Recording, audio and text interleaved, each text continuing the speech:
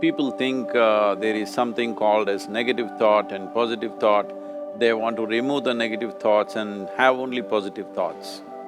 For such people, I would ask them to just experiment for 10-15 seconds. Let them forcefully remove one thought from their mind. For example, next 10 seconds, just don't think of a monkey. Try not to think of a monkey for next 10 seconds. You will see you will be full of monkeys. So what I'm saying is, this is the nature of your mind, because in this mind, all the three pedals are throttle. There is no brake, there is no clutch. Whatever you touch, it will only go faster. In this kind of mind, people have been taught from moral teachers and religious teachers, do not think about bad things. Well, since then it's been a full-time job. So there is no way you can handle the mind like this. This doesn't need any great enlightenment. If you spend 2 minutes with your eyes closed, you will realize you cannot do anything forcefully with this mind. So, I want to remove negative thoughts. Do not ever go in this direction, because what you want to remove will become your quality. Always you will be on it. So what should I do? The thing is this, without understanding the fundamental mechanism of this mind, because our mind, human mind, is the most sophisticated computer on the planet. Even all the supercomputers have come out of this. When this is the case, is it not important that we understand the mechanics of how it functions? One simplistic aspect of how it functions is, there are no subtractions and divisions in our mind. There is only addition and multiplication. If you try to do something with it, it will say one more. If you try hard, it will multiply into many more.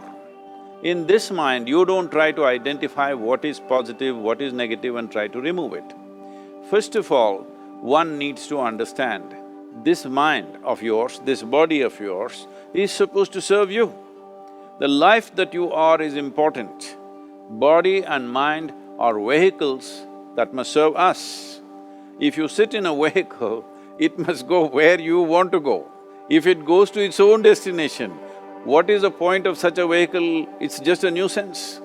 Right now, most human beings are unfortunately experiencing this fantastic possibility of human mind as a nuisance, as a troublesome thing. Well, this is the most beautiful thing you have. It's just that you need to pay little attention as to how it functions. One simple thing is this.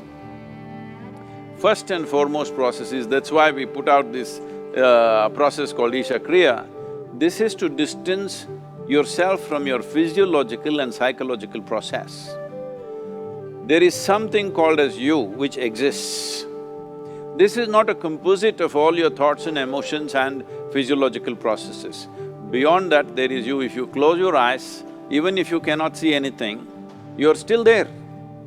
It is through the window of your eyes that you're looking out, but if you close your eyes, it doesn't mean that you don't exist, you still exist. So beyond your thought, you still exist, beyond your emotion, you still exist. So that you, the life that you are, this has to come into your experience. Why is it that you're not allowing that to come into your experience, which is the most significant aspect of who you are?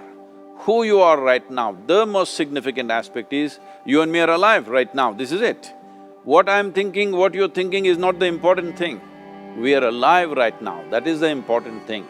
So, it is important that you focus on this fundamental sense of aliveness within you, and then you will see there is a natural distance between you and your thought process. Once there is a distance between your psychological process and your physiological process, this is the end of suffering. Because there are only two kinds of suffering that human beings go through, physical suffering and mental suffering. Once you create a little space between you and your mind, between you and your body, this is the end of suffering.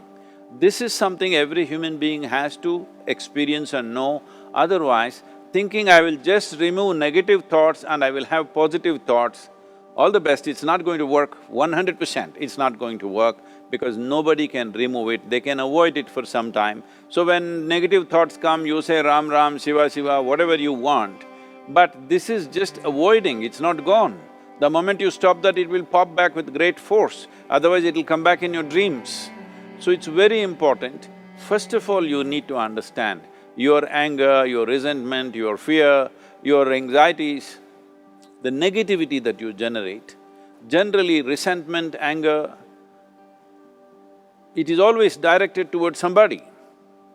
But we need to understand this is poisons that we are drinking and expecting somebody else to die. Fortunately, life doesn't work like that. If I drink poison, I die. If I drink poison, you don't die. So, we need to understand this. When I say poison, today you can have yourself chemically analyzed.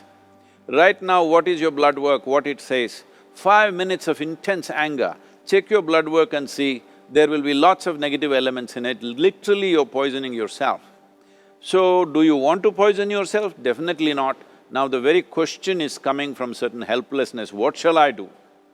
Don't do anything, just sit back and just concern yourself with something which is a life process. Maybe your heartbeat, maybe your breath, maybe just the sensation of being alive. Depending upon how sensitive or how perceptive you are, accordingly, find something. It could be a sensation in the body, it could be breath, it could be heartbeat, it could be anything, something which indicates life to you. Just pay attention to that for some time. Slowly you will see there is a distinction between what is you and what you have gathered, which includes both your physiological and psychological possibility or mess, whatever you made out of it.